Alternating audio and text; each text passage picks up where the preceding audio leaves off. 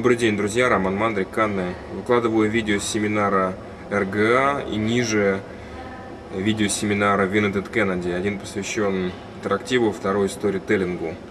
Примечательно, что на обоих семинарах был клиент, и клиент в основном говорил.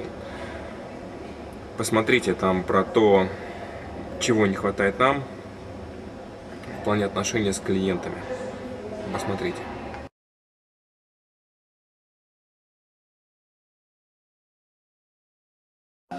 Storytelling, on the other hand, tends to be income generating. So there's an example of the Matrix, but there's lots of other examples. So that, at this point, some of you may be sort of thinking to yourself, well, that's fine. Matrix is selling film, it's selling a universe, but we're selling a product. So, you know, people are not going to pay for the privilege of being sold to, right?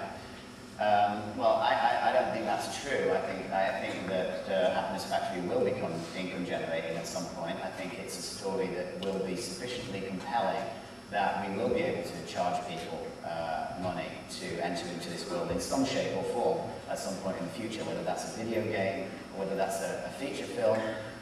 We don't know yet, but I do think the world is rich enough that people will pay for the privilege of entering into this world. And actually, that's a good bar for us to know if we constructed a story well. If people will pay to enter it, then chances are you've got a pretty good story.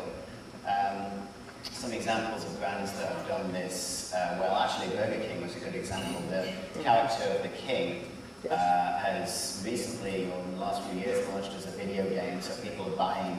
They're paying for the privilege of interacting with the king via a video game, which is a fantastic example of income generation. Red Bull do a good job of this. Who else has been doing a good job? I think FedEx and the Castaway film was a great example of that. So it is possible for a brand to tell a story and to have people actually pay money for the privilege of listening to that story, and that's kind of our long-term aspiration.